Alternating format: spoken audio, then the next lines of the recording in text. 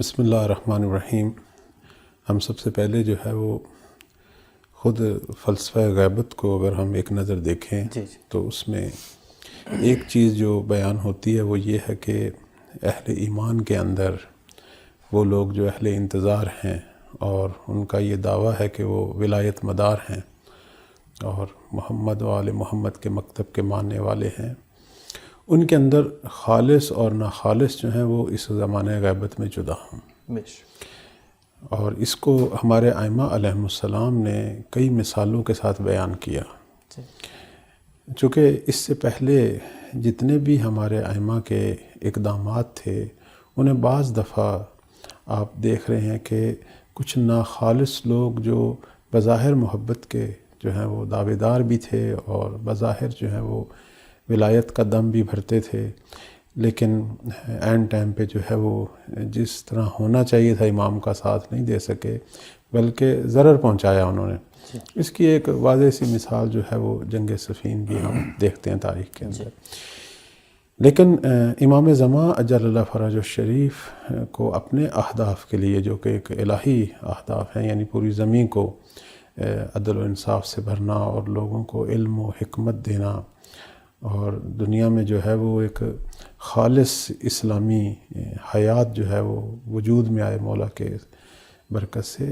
اس کے لیے یاران خالص چاہیے، اصحاب خالص چاہیے۔ اور خالص ہونے کا بہترین جو زمانہ ہے وہ غیبت کا زمانہ ہے، اس لیے غیبت کے زمانے کو تیاری کا زمانہ بھی کہتے ہیں۔ یعنی یہاں ہماری کلی طور پر جو ایک ذمہ داری بنتی ہے، اگر ہم اخلاق منتظرین کی بات کریں تو وہ یہ بنتی ہے کہ اپنے آپ کو اپنے رب کے لیے،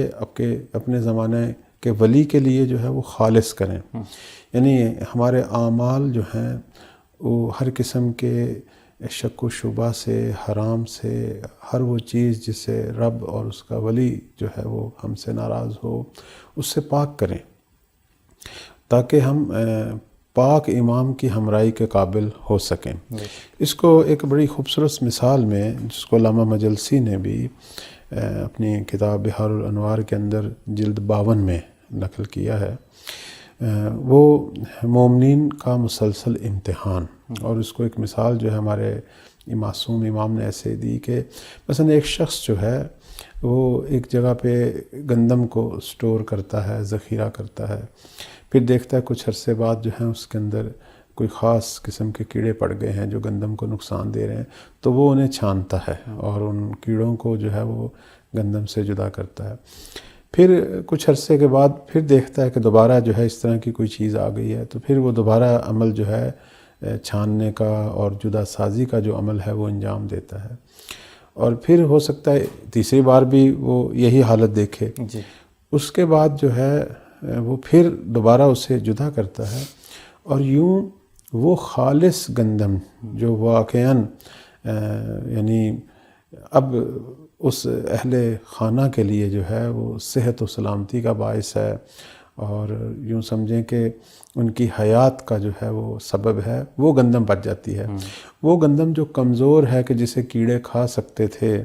یا جو مریض ہو سکتی تھی، بیمار ہو سکتی تھی، وہ ایسا ایسا گندم جو ہے وہاں سے نکل گئی۔ اب ایک ایسی گندم جو ہے وہ باقی رہ گئی ہے کہ جس پہ اب کوئی بیماری بھی حملہ نہیں کر سکتی، یا اگر کرے گی تو کچھ بھی نہیں انہیں کر سکتی، خراب نہیں کر سکتی۔ اب یہ گندم جو ہے یہ فاسد نہیں ہو سکتی۔ مولا نے اس مثال کے ذریعے بتایا کہ مہدی کے ظہور تک شیعان جو ہیں، اہل ایمان، اہل انتظار، وہ اس طرح خالص ہوں گے، کئی مرحلوں سے گزریں گے، ظاہر ان پر مختلف فتنے بھی حملہ کریں گے، مختلف لوگوں کے بنائے ہوئے فتنے، جیسے آج کل بھی ہم دیکھ رہے ہیں عقائد کے اعتبار سے کئی چیزیں جو قرآن اور سنت پیغمبر کے خلاف ہیں وہ لوگوں کو حتی ممبر سے کہی جا رہی ہیں۔ اور دوسری طرف جو ہیں عملی طور پر لوگ جو ہیں ہو سکتا ہے توحیدی راہوں سے ہٹیں اور ولایت کے نام سے جو ہے وہ غل والی راہ پر جو ہے وہ چل پڑیں، وہ بھی ہم دیکھ رہے ہیں۔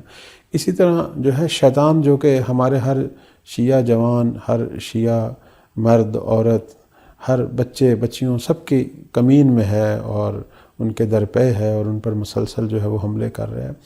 تو ان تمام چیزوں میں ہم دیکھیں گے کہ ایک اہل ایمان کا جو گروہ ہے کہ جو عقائد کے اعتبار سے بھی انہوں نے کام کیا ہے، اور اپنی تربیت کے اعتبار سے بھی انہوں نے اپنے اوپر بہت کام کیا ہے. دوسرے لفظوں میں وہ جہاد اکبر کے مراحل سے گزرے ہیں، یہ پیچھے بچے ہیں. اور یہ وہ لوگ ہوں گے کہ جو امام زمان اجل اللہ فرج الشریف کا ساتھ بھی دیں گے اور ان کے ساتھ مل کر جو ہے وہ ایک عظیم الہی حکومت بھی برپا کریں گے. لیکن یہ کیسے ہوگا؟ اب میں یہاں ایک فرمان ہے جو امام صادق علیہ السلام کا اسی حوالے سے کہ یہ جو بار بار امتحان ہونا ہے، اس پر میں تاکہ ہمارے ناظرین جو ہیں کچھ حد تک جو ہے اس حوالے سے فرمان محمد وآل محمد سے بھی جو ہے وہ مستفید ہوں، کہ امام صادق علیہ السلام نے فلسفہ غیبت کے عنوان سے فرمایا کہ اس لیے غیبت بپا ہوگی کہ لأن اللہ عز وجل یحب ان یمتحن الخلق فعند ذلک یرتاب المبتلون. فرماتے ہیں کہ اللہ تعالیٰ جو ہے وہ اس بات کو پسند کرتا ہے کہ اپنی خلق کا امتحان لے، یعنی خلق جو ہے مخلوق وہ مورد آزمائش اور امتحان قرار پائے. فعند ذلک یرتاب المبتلون، اور اس وقت اہل باطل جو ہیں وہ شک و شبہ کا شکار ہوں گے، تردید کا شکار ہوں گے، یعنی ناخالص لوگ جو ہیں وہ خالص لوگوں سے جو ہیں وہ جدا ہوں گے. تو بس یعنی امتحان جو ہے زمانہ غیبت میں یہ ایک قطعی اور مسلم سی چیز ہے کہ پروردگار نے ہمارا امتحان لینا ہے ہر صورت میں، اور اس امتحان میں اہل باطل نے اہل حق سے جدا ہونا ہے. اس لیے مولا فرماتے ہیں کہ فعند ذلک یرتاب المبتلون، یعنی اہل باطل جو ہیں وہ اپنے شک و شبہ کی وجہ سے اہل حق کی جو ہے وہ صفوں کو چھوڑ بیٹھیں گے.